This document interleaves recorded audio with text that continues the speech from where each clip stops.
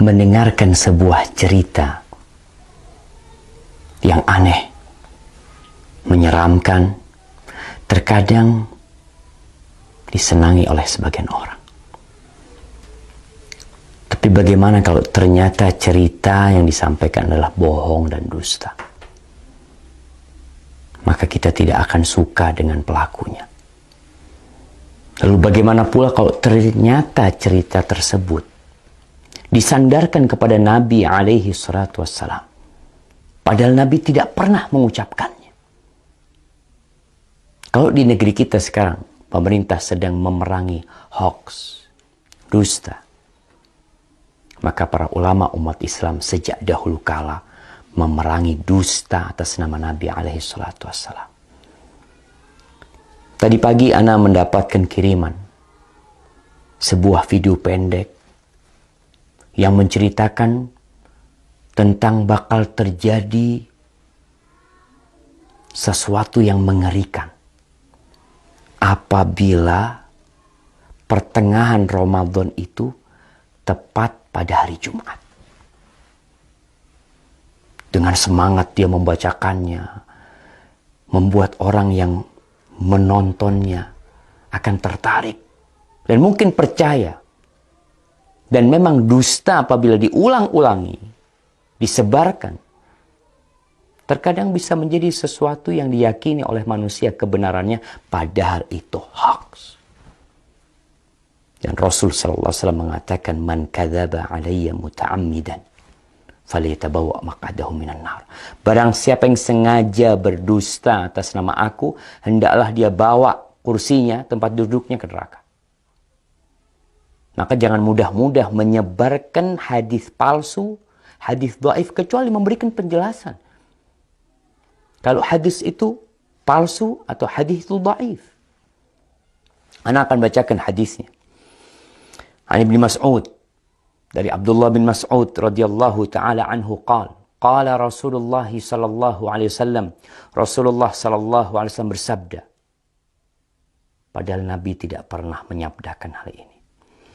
Idza kana sayhatun fi Ramadan fa innahu yakunu ma'ma'atun fi Syawal wa tamyizul qaba'il fi Dzil Qa'dah wa tasfikud dima' fi Dzil Hijjah wal muharram wa mal muharram yaquluha 3 marrat hayhata hayhata yaqtulun nas fihi harajan haraja. Qulna wa mas sayhatu ya Rasulullah? Qala hadhihi fi nisfi min Ramadan lailatul Jum'ah fatakunu hadhihi tuqidun naim wa tuqidul qa'im wa tukhrijul awatiq min khudurihinna fi lailati jum'atin fi sanatin kathiratiz zilzal wal barad. Fa idza wafaqa syahru Ramadan fi tilka sanati lailatul Jum'ah fa idza sallaitumul fajra min yaumil Jum'ah fi nisfi min Ramadan fadkhulu buyutakum wa aghliqu abwabakum wa saddu kukakum wa dathiru anfusakum wa saddu adhanakum fa idza ahsastum bisayha fakharru lillahi sujjadan wa qala subhanal quddus rabbunal quddus fa inna man fa'ala dhalika naja wa man lam yaf'al halak. Jamaah rahimakumullah. Ramadan tahun ini, tanggal 15 Ramadan, insya Allah hari Jumat. Ini yang menyebabkan penyebar hadis ini. Karena hadis ini seakan-akan akan berlaku tahun ini. Yang artinya, dari Abdullah bin Mas'ud radhiyallahu ta'ala anhu, Rasulullah sallallahu alaihi wasallam bersabda, apabila ada suara dahsyat tepat di bulan Ramadan, maka itu akan terjadi beruntun sampai bulan Syawalnya. Banyak di antara golongan manusia lebih memisahkan diri. Mereka bergerombol-gerombol di bulan Dzul Hijjahnya. Pertumpahan darah banyak terjadi di bulan Dzul Hijjah tersebut. Juga semakin klimak ketika masuk di bulan Muharram. Rasulullah SAW menyebutkan hal itu 3 kali. Apa yang harus kami lakukan di bulan Muharram? Para sahabat bertanya, sayang, Sungguh sayang, kata beliau, mereka tidak mengetahui dan apa yang harus dilakukan di bulan Muharram. Saat itu di antara manusia banyak yang saling membunuh. Apa suara dahsyat itu ya Rasulullah? Sahabat bertanya kepada Nabi SAW. Suara keras itu adalah mulai terjadi di pertengahan bulan Ramadan yang bertepatan di malam Jumat. Suara dahsyat itu mengagetkan orang-orang yang sedang tidur, menjatuhkan orang yang sedang berdiri. Segala benda terhempas jauh keluar dari tempatnya, atau para wanita yang masih gadis akan keluar dari kamar-kamarnya. Malam Jumat pertengahan Ramadan itu terjadi goncangan dahsyat dan cuaca sangat dingin. Banyak sekali terjadi gempa, banyak sekali yang seperti yang kita lihat lah, gempa di mana-mana mungkin. Kemudian apabila bulan Ramadan itu tepat di tahun itu, dan kalian sedang melaksanakan sholat subuh malam Jumat di pertengahan bulan Ramadan tersebut, masuklah ke dalam rumah, kuncilah pintunya, tutuplah kepala kalian, lindungi tubuh kalian, dan tutup telinga kalian. Apabila kalian merasakan suara dahsyat, bersyukurlah, sujud. Nih, ada sujud. Kita tahu sujud itu ada sujud syukur, sujud tilawah, kemudian ada sujud sahwi, ada sujud ketika sholat. Ini sujud ketika mendengar suara keras. Membaca Subhanal Quddus, Rabbunal Quddus. Karena sesungguhnya apabila kalian melakukan itu, niscaya selamat. Jika tidak, tentunya akan binasa.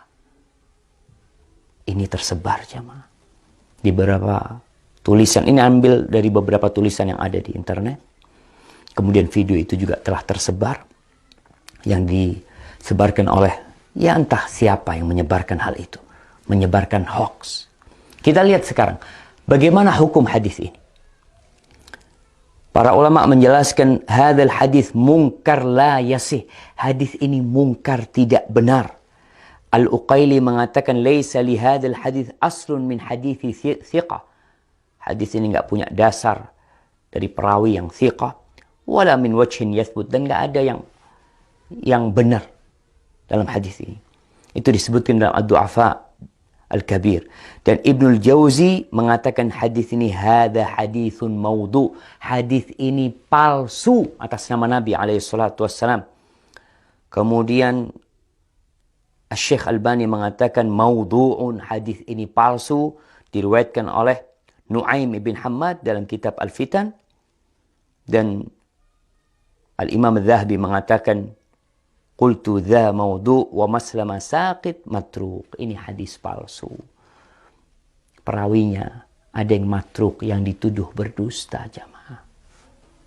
Ditinggalkan. Lalu kita meriwayatkannya, menceritakannya kepada umat, menyebarkannya atas nama Nabi SAW. Nabi bersabda, padahal Nabi tidak pernah menyabdakan hal itu.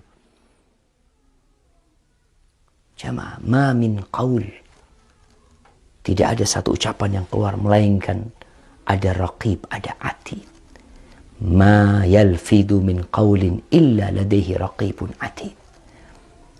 Akan ada yang mengawasi, mencatatnya. Tapi mungkin sebagian mengatakan, Ustadz kan boleh meriwayatkan hadis dhaif. Kan ada ulama yang berpendapat seperti itu. Kan ada khilaf di antara para ulama. Nah, Anda akan sebutkan para ulama yang membolehkan meriwayatkan hadis dhaif.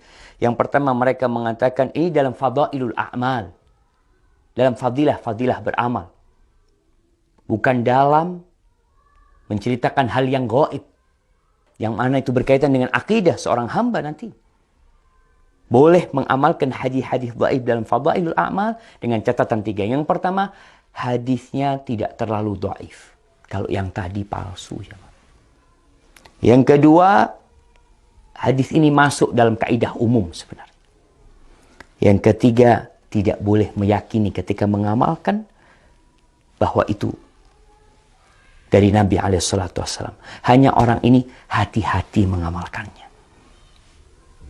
Maka hadis palsu, hadis yang dhaif sekali tidak boleh.